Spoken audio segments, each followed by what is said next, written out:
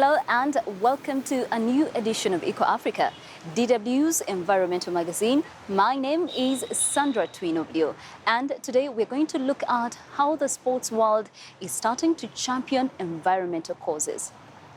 That's right, we can all do something to help curb climate change and preserve nature. My name is Chris Alems. Great to have you with us. This time, we'll be looking at how trash left by tourists is frustrating islanders in Senegal. How activists in Ivory Coast are tackling waste and global warming. And how a traditional irrigation system can save farmers in Tunisia from suffering water shortages. Most of us tend not to associate sports with a drive to beat the climate crisis. But why not? It's all about teamwork, isn't it? The initiative Sports for Future allows athletes and fans to join together to support global environmental projects. How does it work? Let's take a closer look at one German-Nigerian initiative.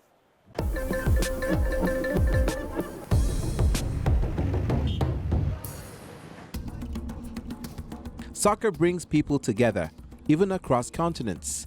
The students of Northern Anang Secondary School in Nigeria have linked up with professional footballers in Germany to help the environment. Climate change is here with us. We're already at the front lines of environmental degradations. We have gone wrong. We have to take action by pulling people together to be part of the solution. Onyume Robinson is an environmental activist in Akwa Ibom in southern Nigeria. Today, he's visiting a high school in the village of Utu. He tells the students about his Green School project that he developed for schools in rural areas. They're intrigued as he talks about what individuals can do for the environment. Many are hearing this for the first time, but soon catch on.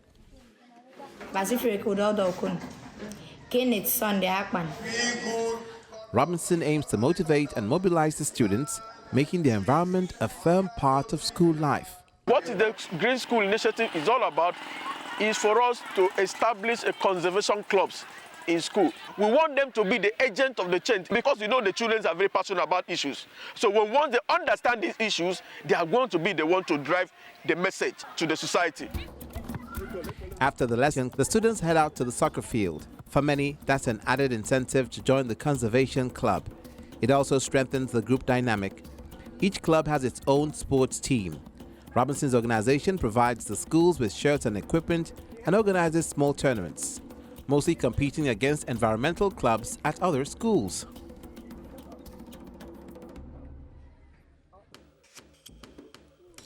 Next, it's time for the environment. Robinson and the students plant fruit trees, developing the school's very own forest. The students learn how to plant and take care of the trees so they can expand the forest later on their own, helping to mitigate the effects of climate change in their region. We check on the trees activities once in a week. It has brought awareness to us to know more on how we can plant crops and protecting the environment from erosion. Climate change has left its mark on the region, causing both floods and drought. The Green School project is designed to limit the damage and improve life here for the future. The carbon CO2 emissions is everywhere. It's being polluted, the environment is being polluted through CO2. Trees absorb the CO2 and release oxygen to us. So tree is very important in climate change mitigation. It's one of the key frontline issues that are agitating. But buying the saplings in large quantities is expensive. So the initiative is getting help from a German charity called Sports for Future. It enables individual athletes and clubs to support environmental projects in Africa. The Waldorf Mannheim Soccer Club has decided to sponsor the Green School project. Robinson keeps the Germans updated on how the project is progressing. Now, beyond the specific student, of course, like I said, they are the chain maker. They are the one taking the message home. Of course, their parents are also. The Mannheim Soccer Club plays in Germany's 3rd division. He doesn't earn the big bucks of top-flight football, but he wants to make a difference. As a club, we have a big responsibility to the society. Through our funds and the project we do, we can help others. Education is key, and it is important to promote that in Africa. Weiter fördern. The club does that through its sale of soccer shirts, donating €3 for every jersey sold. The squad is playing well right now, and that's benefiting the Green Schools project. They've sold more than 7,000 shirts this season, producing a 5-figure sum to buy tree saplings in Nigeria. Es sind natürlich einfach Einnahmen, die man generiert, die man nicht. That's income that we've generated, but aren't using for ourselves. Maybe it means we'll buy one player less, but we knew we wanted to help where it's needed most. Benötigt wird. The donations from Germany are also helping the commercial school in the small town of Uyo. It too has joined the Green Schools project. Unyime Robinson talks about his work and inspires the students to get involved.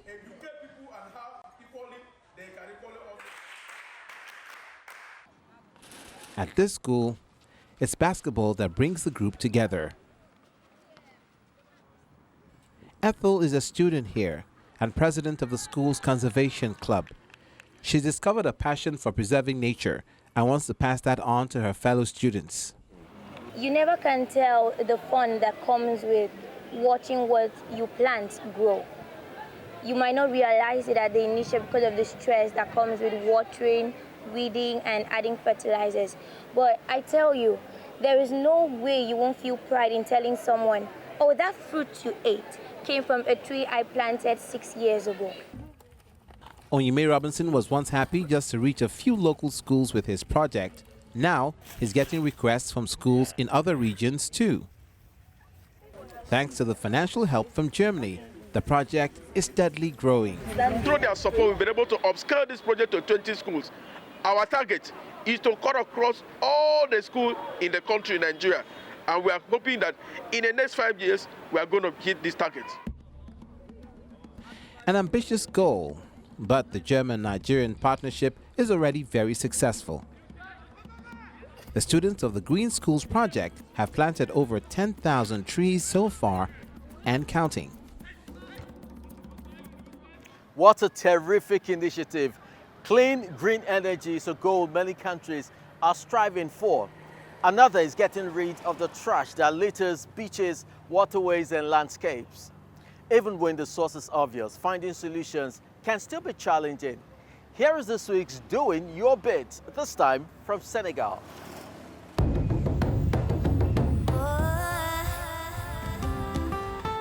Just 20 minutes off the coast of Dakar is the small island of Gorée.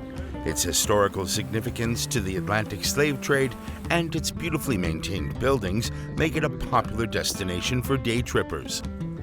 But many who come to enjoy this UNESCO World Cultural Heritage Site fail to respect it. Piles of garbage litter the streets and rocky beaches. Mostly plastic bottles and remnants from picnics that visitors have left behind, much to the dismay of local residents.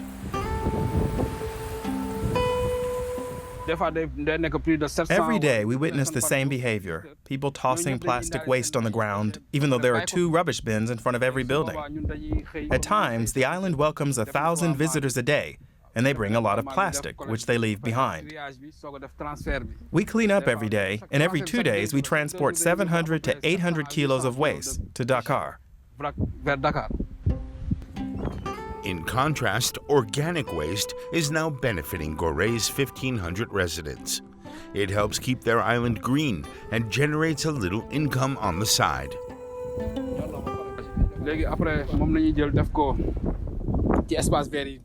To improve waste management, the island's town hall set up a system of sorting and composting to transform and get value from organic waste.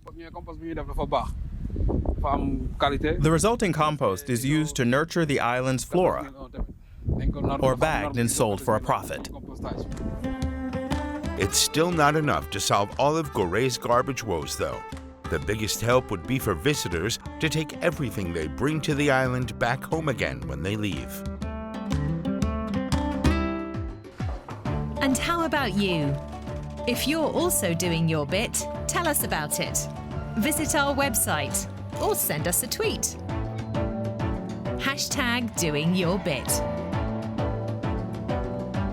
We share your stories. Obviously, there is still a long way to go, but that's why we're here. EcoAfrica often reporting things that need changing, and activists committed to making that change happen. Yes, we do, Chris. And today we showcase 3 young people from Ivory Coast who devote their time and energy to curbing pollution and making the world a greener place. Let us learn how. Abidjan, Ivory Coast's economic center, is undergoing a breathtaking transformation. Construction sites seem to be everywhere, and there are new entire districts appearing too.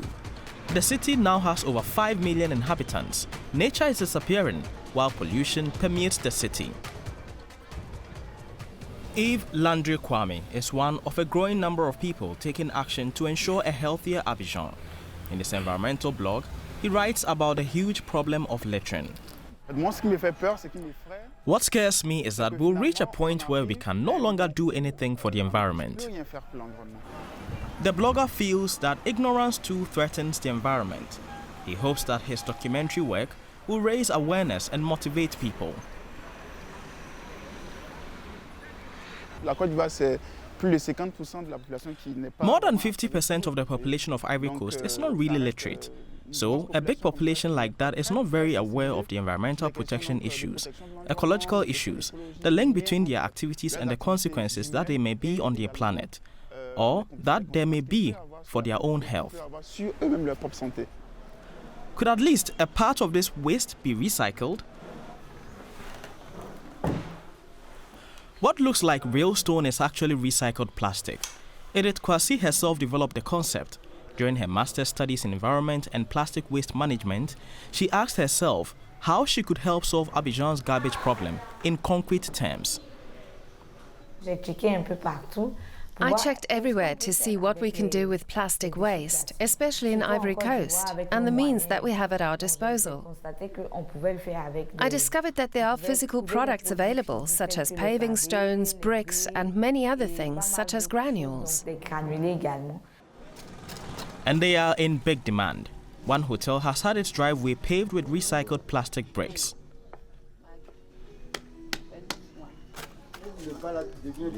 Edith Kwasi founded her own company in 2019, and now she has 7 employees. She's convinced that young entrepreneurs like her can bring about change in Abidjan.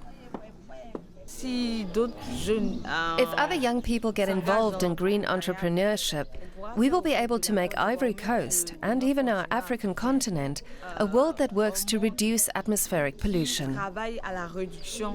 It involves the ecological impact and promoting a green city and an ecological city.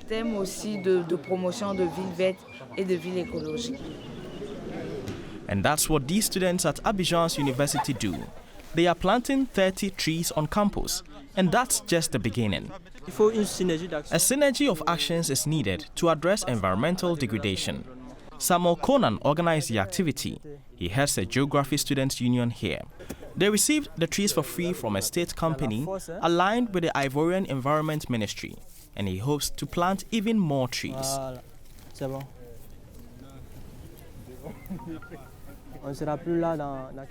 In a few years, we won't be here, but those who come after us should really be able to enjoy the same conditions that we did. The Kumasi district in southeastern Abidjan is a concrete wasteland. Now the mayor has started to re-green some avenues. Samuel Conan and Edith Kwasi see this as a good sign. They are not alone in their efforts for a greener city. Our next report takes us to Spain, to the Ebro Delta, the largest wetland area in the western Mediterranean region. It is home to a vast variety of plant and animal species. Here too, climate change is upsetting nature's delicate balance. And while the government is looking for ways to keep future damage to a minimum, some proposals have angered the local farmers. They could end up losing both their livelihoods and their land. This is where his neighbor's holiday home once stood, says Jose Juan Soribes. Today, all that's left is a pile of rubble. The house was destroyed in a devastating winter storm. Storms like these have become increasingly common.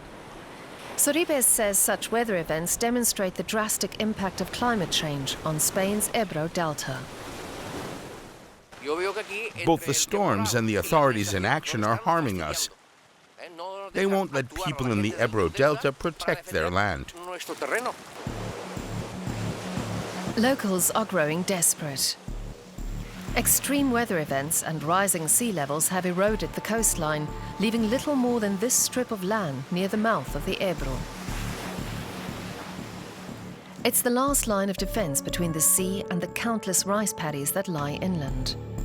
The Spanish government wants to nationalize over 800 hectares of privately owned land to turn it into an additional buffer zone.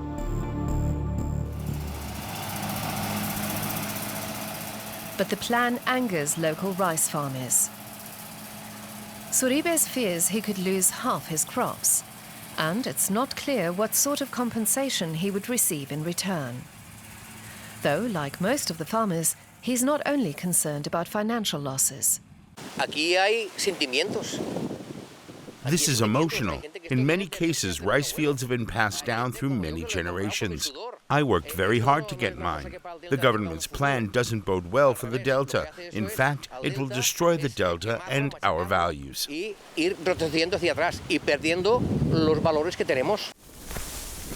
But not everyone opposes the government's plan. Environmentalists regard the Delta as one of Europe's most important wetlands. Over 300 bird species inhabit the region. Sofia Rivaez runs a private bird sanctuary. She doesn't like the idea of piling up tons of sand or dumping breakwaters in the sea, as farmers are demanding. When we turned the entire delta into rice paddies, the mentality was to exploit nature to the absolute fullest. Now it's time for change, and not everyone is happy about it. But scientists say natural solutions are better suited at reducing the effects of climate change. For some time, environmental groups have been protesting against another related problem.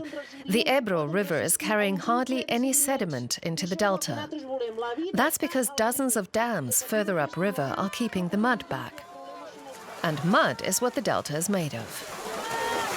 At this rally, demonstrators symbolically pour soil into the river to highlight that without natural sediments, the delta will be at even greater risk from climate change.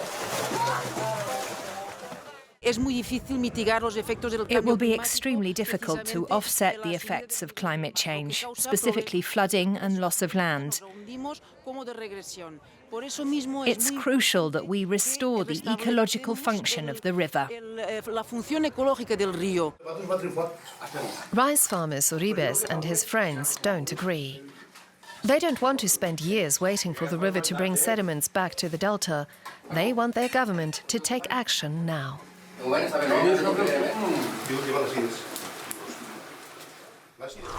Locals are divided over how to deal with the threat of climate change and the eroding Ebro Delta. By the time environmentalists, farmers and the government reach a consensus, it may be too late. The next winter storm is always just around the corner. Staying on the subject of water, Tunisia's coastal region is the demographic and economic backbone of the country. An important share of its export-oriented, irrigated agriculture is concentrated in the coastal zones. But the country faces severe water shortages due to the effects of climate change.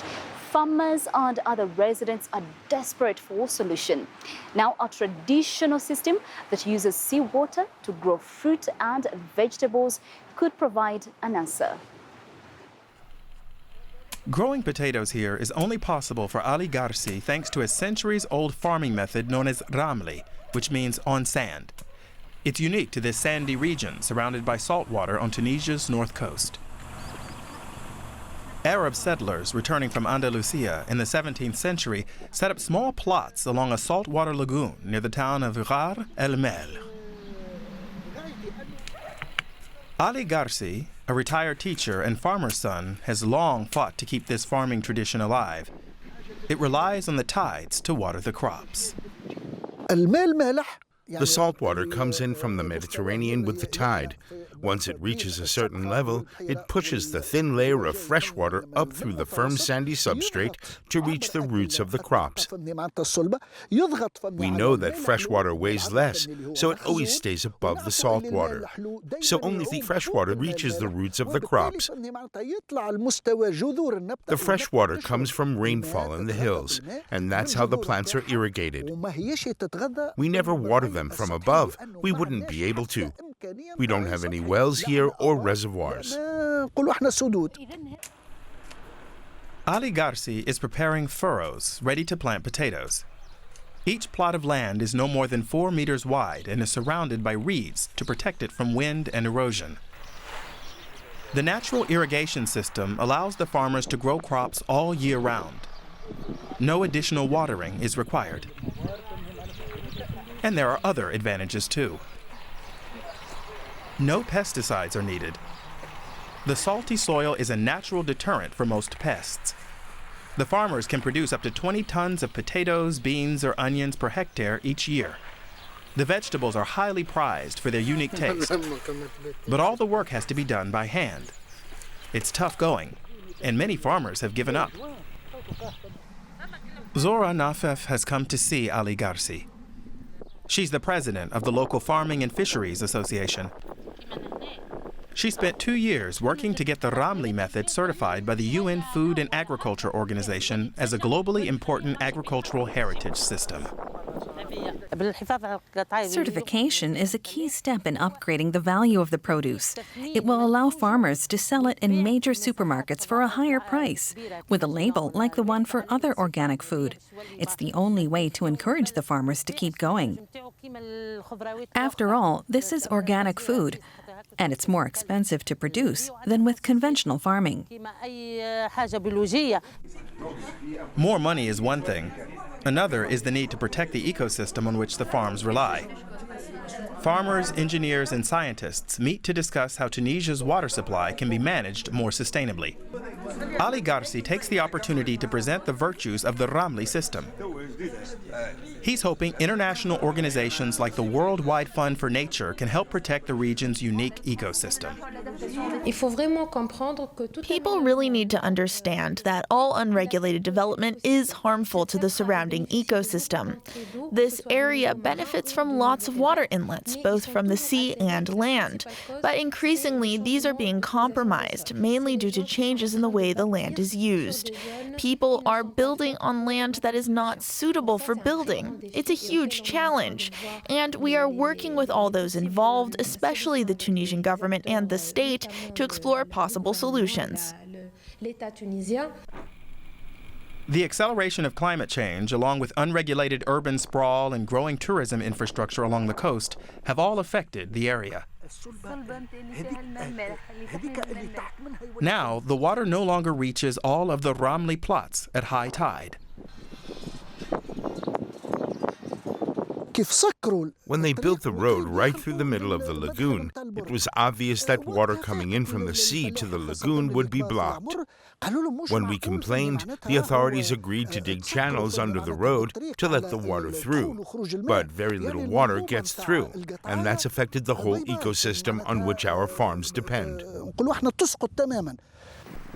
Apart from stopping such building projects, Zora Nafef wants to know what else could help motivate young people to take up this traditional farming method.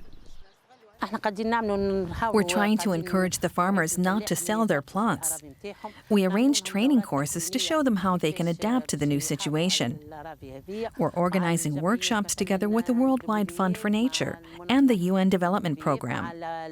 We also give the people subsidies to encourage them to keep farming. The potatoes from Ali Garci's plot show the work is worthwhile. He's hoping to persuade the 300 other farmers in the region to hold fast to the Ramli tradition and preserve their heritage. We've run out of time for today. Thank you all for watching, and don't forget to check in with us on all our social media platforms. For now, I am Sandra Twinobdio saying bye-bye from Kampala here in Uganda. It's also time for me to bid farewell from here in Lagos. Hope our show inspired you to find ways in which you too can support climate action. I look forward to seeing you again next week. Till then, stay safe.